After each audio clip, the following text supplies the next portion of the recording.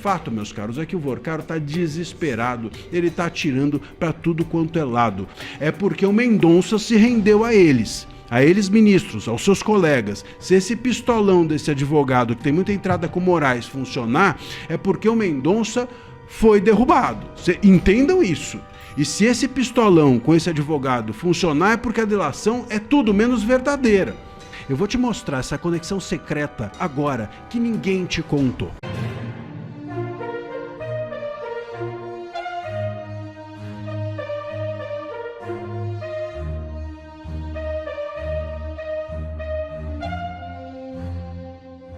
Nicarágua responde ao governo Lula: nossa democracia, nossas eleições.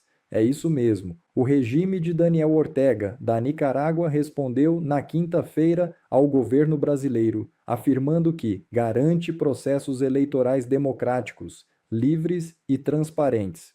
No comunicado intitulado Nossa Democracia, Nossas Eleições, o regime de Ortega afirma: reiteramos que, na lógica da nossa soberania nacional, a Nicarágua realiza processos eleitorais democráticos, livres e transparentes, de acordo com as normas das instituições nacionais correspondentes.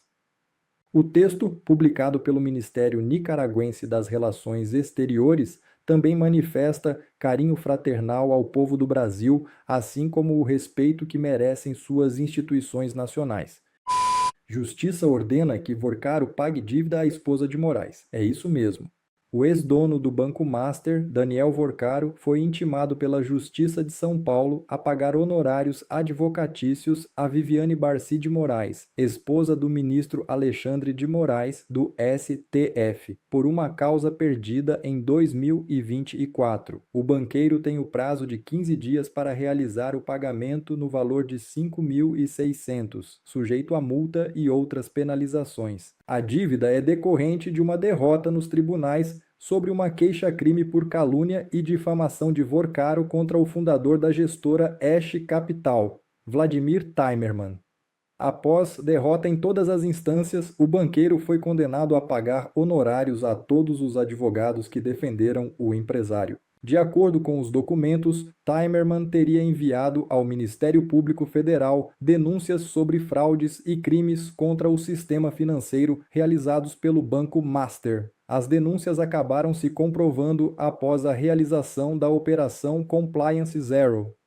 Olha a reviravolta no caso Master, o Vorcaro, que arranja mais advogado do que namorada, está de amor jurídico novo, está de advogado novo, e esse advogado é o mesmo que tocou adiante a delação do Mauro Cid, aquela delação maluca e totalmente bizarra, com 11 versões, que fez com que o caso fosse adiante. Eu vou te contar o bastidor disso, por que ele se aliou a esse advogado e o que ele está querendo e o que vai resultar essa suposta nova delação. Segundo o Lauro Jardim e o Bittencourt, que é esse novo advogado, o César Bittencourt, se apresenta agora como novo advogado do Vorcaro. Repito, ele tem mais advogado do que namorada, mais advogado do que peleleca, não é como ele dizia. Enfim, o fato é que esse advogado esteve 3 vezes com ele na papudinha e repete, aspas, estou assumindo a causa. A missão dele é emplacar a 3ª tentativa de delação do Vorcaro depois de 2 fracassadas e rejeitadas tanto pela Polícia Federal quanto pela PGR, inclusive com o Mendonça dando pito e bronca nos advogados.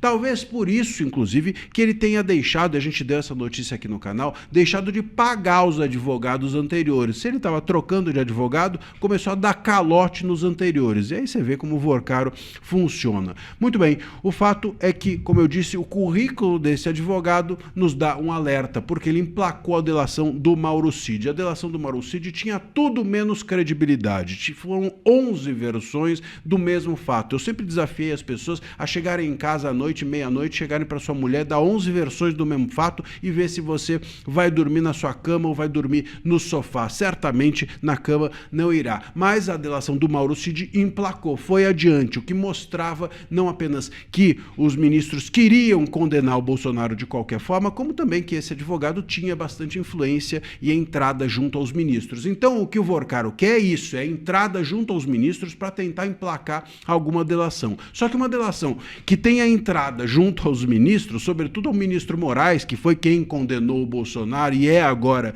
um dos possíveis e eventuais delatados, se uma delação séria for adiante, o ministro Moraes, tendo entrado esse advogado com ele, tudo que ele vai fazer, o Vorcaro, é não delatar o ministro Moraes, é não delatar os ministros do STF. Então será mais uma delação fake, com muita influência, com muita autoridade, com muito poder, mas sem absolutamente nenhuma factualidade em relação à delação de ministros, que é o que todos nós esperamos. Será mais uma delação fake, mais uma delação para inglês ver se for adiante a partir do poder e da entrada que esse advogado tem junto aos ministros. Esse é o grande risco. Vai ser uma sabor delação e não uma verdadeira delação. O fato, meus caros, é que o Vorcaro está desesperado, ele está atirando para tudo quanto é lado, mas uma delação dessa, se for adiante, vai ser apenas pelo pistolão, vamos dizer assim, dos ministros do STF. E se esse pistolão dos ministros do STF funcionar,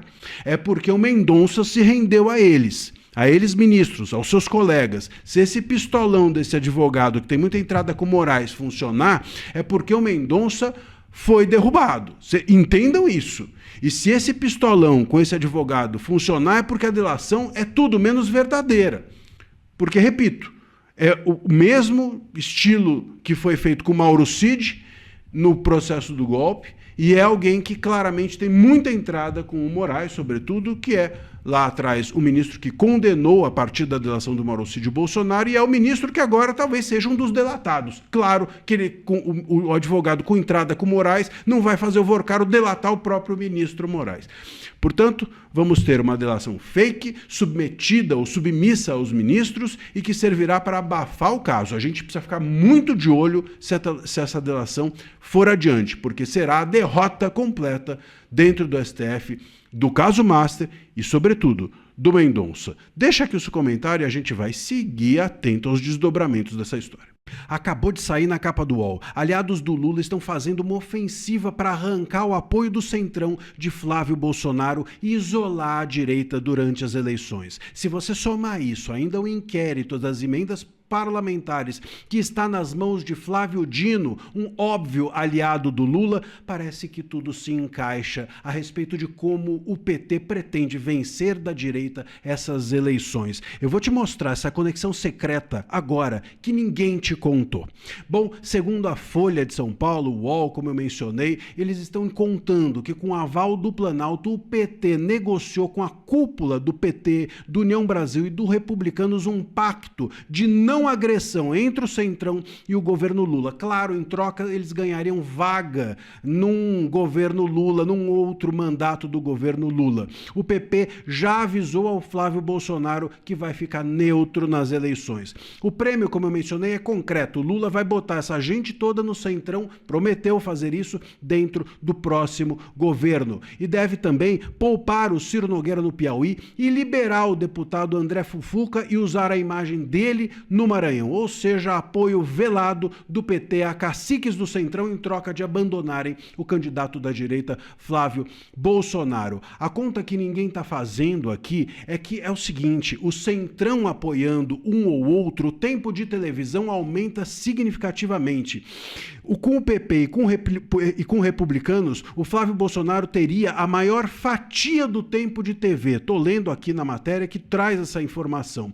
Como o Jair Bolsonaro teve o maior tempo de TV em 2022. Sem esse apoio, o Flávio perde propaganda e também com isso, claro, perde estrutura, perde palanque nos estados e assim por diante. Ou seja, o Lula está manobrando com a máquina pública um apoio do Centrão para ele, para isolar o Flávio e tirar dele a estrutura. Imagina só, tirar a estrutura do Flávio, que é um candidato que não está no poder, e entregar toda essa estrutura e tempo de propaganda e palanque para o Lula, que ainda tem a máquina pública a seu favor e os tribunais, fica muito difícil mesmo a tarefa da direita. E ainda tem gente da direita querendo meter o pau na direita, por incrível que pareça. Essa história ainda tem um componente que eu mencionei, que é o Flávio Dino, e eu vou te explicar como é que funciona a atuação dos tribunais para, de alguma maneira, pressionar o Centrão a não apoiar o Flávio e sim apoiar o Lula. Mas eu vou te explicar essa história daqui a pouquinho, porque antes eu vou te pedir que você se inscreva aqui no canal, que a gente sabe que muita gente acompanha aqui diariamente as análises, mas ainda não é inscrita. Se é o seu caso, clica aí no botão de inscrição, é de graça e faça parte da comunidade aqui do nosso canal.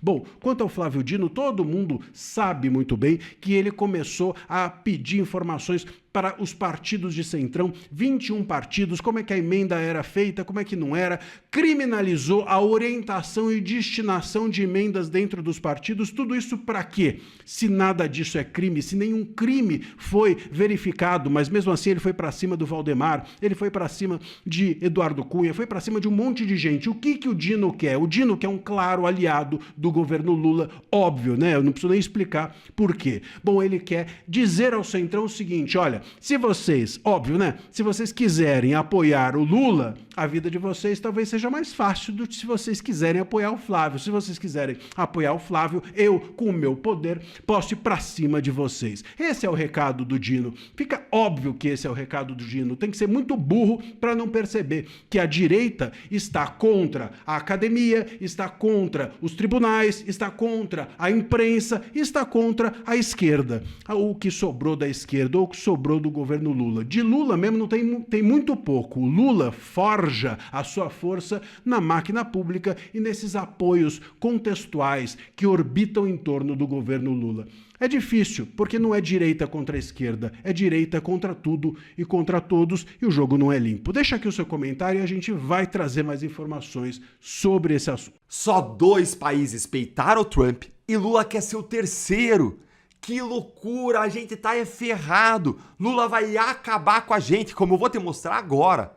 Quem achava que aquele tarifaço de 25% que começou nesta última terça-feira contra o Brasil era o fim, errou. Errou e errou feio. Porque entrou hoje em vigor a segunda tarifa do Trump contra o Brasil. É mais 12,5% debaixo de uma acusação forçada de trabalho forçado. E a barreira comercial com essas duas coisas combinadas contra o Brasil chega a 37,5% sobre alguns dos nossos produtos. Agora, o que chama mais atenção é a resposta do governo Lula. A resposta do governo Lula foi ameaçar os Estados Unidos.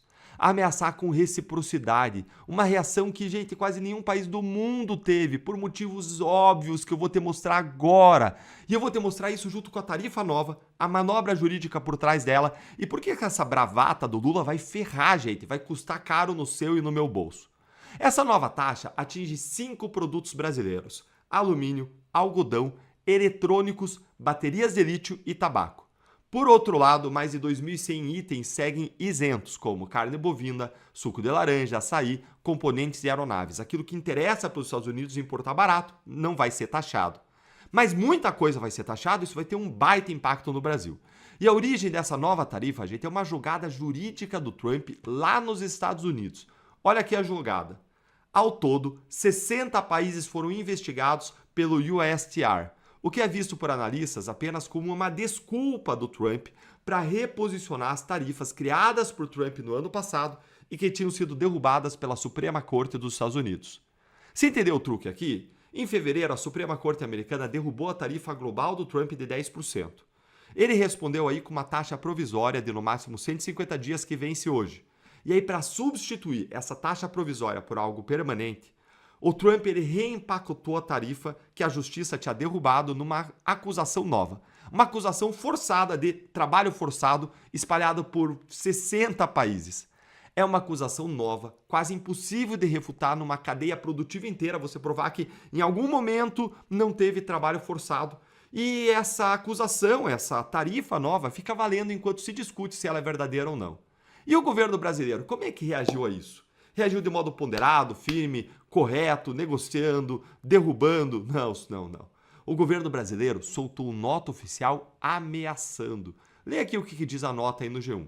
Nós iniciaremos imediatamente os trâmites para acionar os instrumentos previstos na Lei Brasileira de Reciprocidade, aprovada no nosso Congresso, e levaremos o tema ao mecanismo de solução de controvérsias da Organização Mundial do Comércio, que, como se sabe, é um tribunal. O tribunal vai demorar meses, anos para dar uma resposta nisso. Enquanto isso, o Brasil vai reciprocar. O que é reciprocar? Em bom português, é taxar de volta.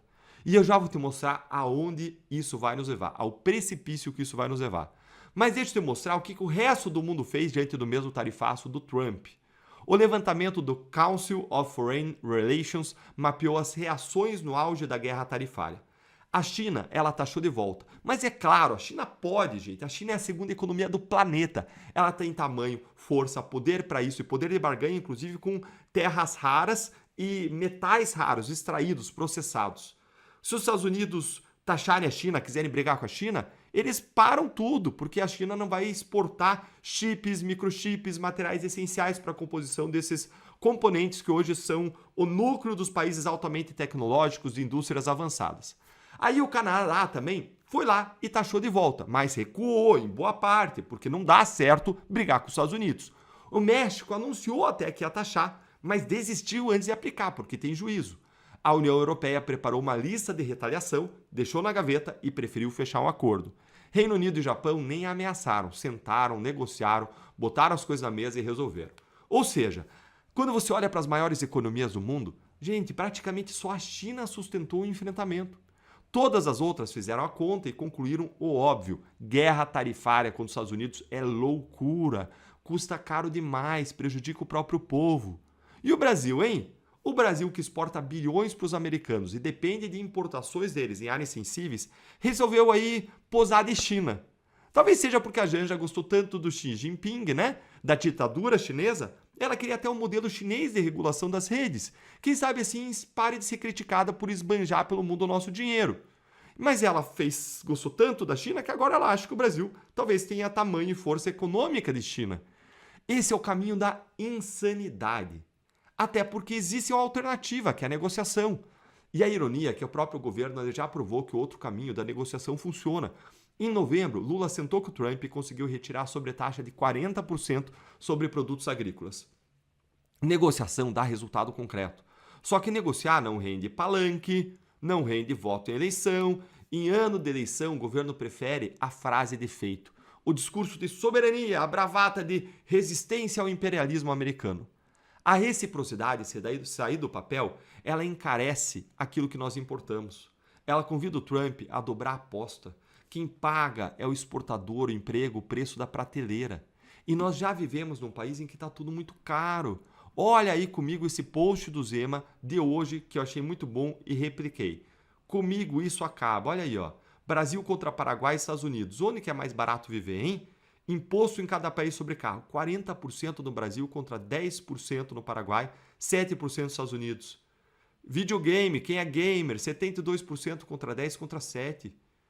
Papel higiênico, 37% contra 10% contra 7%. Nossa, caixão funeral, até para morrer o brasileiro paga caro. Imposto em cada país, carne, 30% Brasil, 10% Paraguai, 7% Estados Unidos. É ou não é que o Haddad é o melhor ministro da economia do Paraguai, hein? É ou não é, gente? Brinquedo aí, 40, 10, 10. Perfume, 69, 10, 7. Por isso todo mundo compra perfume nos Estados Unidos. Nós somos ainda o pior país de retorno de imposto. É uma vergonha. E com a resposta irresponsável que o Lula vai dar para o Trump, o que já está muito ruim pode piorar ainda mais.